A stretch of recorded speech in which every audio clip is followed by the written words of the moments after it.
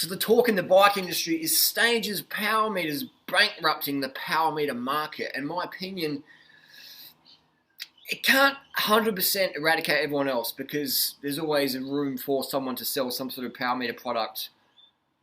But I'd say 99% of users looking for a power meter now are going to be satisfied by a Stages power meter. Now, I'm not sponsored by Stages. I actually buy them. I've got 5 Stages, had them for almost a year now. Haven't had any hassle with it. Done a lot of thousands and thousands and thousands of miles on them.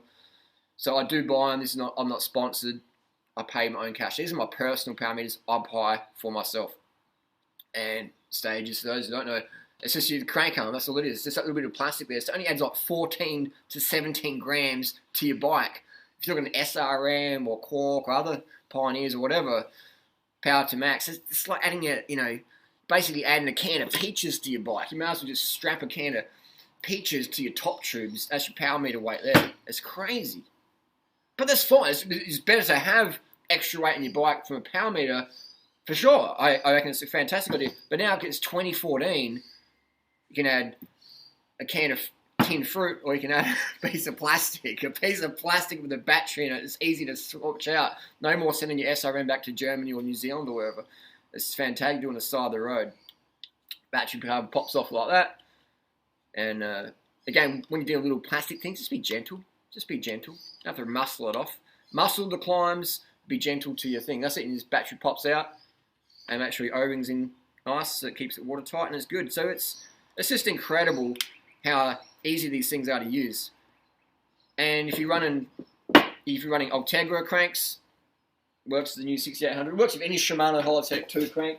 If you're running SRAM Red Original, works with those. You've also got the Durace. That's what most of mine are. The 9000s. It works with any Holotech crank. We've got it up here. We've got SRAM Red. We've got the latest SRAM Red. Works with that.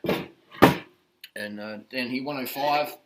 They've got a 105 one that works with that as well. So it's just, I mean, why would you go anything else? Well, I saw someone out riding this morning and I'm thinking, why you still got that power meter? It's like dead weight to your bike. I don't know. I mean, it's 2014. It's not 2009 anymore. In 2009, for sure, Power Tap, best product in the market for the money. Before that, $7,000 SRM or whatever. But now it's 2014. I mean, it's 2014. People are using old technology, which is fine. It's better to have a power meter than no power meter at all. I always 100% agree with that. But if you're in the market for a new power meter, Stages. People said, oh, it's not a really legit product, Harley. And I used to believe that as well until I rode it for a year. I rode it compared to other power meters. It's legit. Team Sky using them. I said Team Sky would use them, didn't I? I said it. Because Team Sky, they're OCD about getting little gains here and there. And any extra grams and head fucks for the mechanic means their job is less efficient. Alright? The mechanic's got to swap out SRMs and fuck around with the batteries, and it's just more stress for the team than the mechanic. So it's just, when you go to Stages, you give it to the 8-year-old kid, hey, can you change the battery for us, mate? It's easy. It's fucking easy. It's just a lot of hassle, less weight in the bike, which in a 3-week stage race, it's a few seconds here and there. So they're so cheap, man. They're so cheap. You get $800, $700 for base model Stages, depending where you live. So it is a great tool.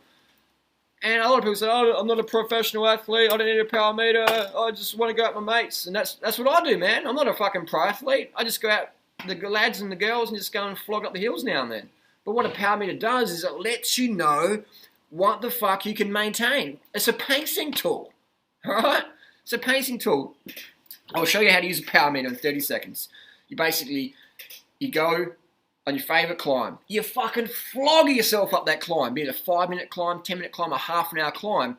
And you'll get home, you upload to Strava, what was your average power for that climb? And then you work out, okay, that's what I can hold for 5 minutes.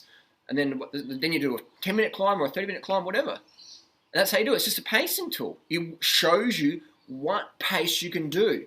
People say, oh, no, my pace is, I'm not any good. Why the fuck are you riding a bike then, if you're not any good? Why even bother getting out of bed if you're not any good? There's a fucking pacing tool.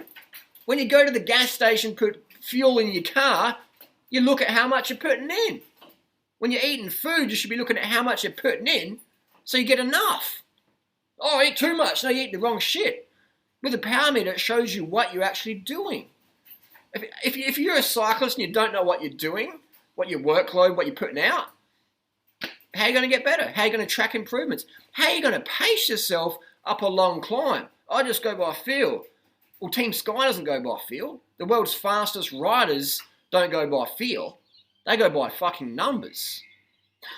So if you're telling us that you can feel better than an athlete who's been doing 35,000 Ks a year full time for over a decade, and they use a power meter to make sure they don't make any mistakes, and you're trying to tell us that, oh, I just go by feel. You know, I ride like 5,000 or 10,000 kilometers a year for the last 10 years, and I'll go by feel.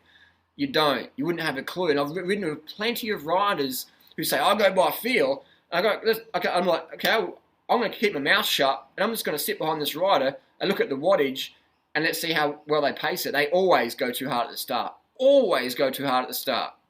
And they're grinding a bigger gear.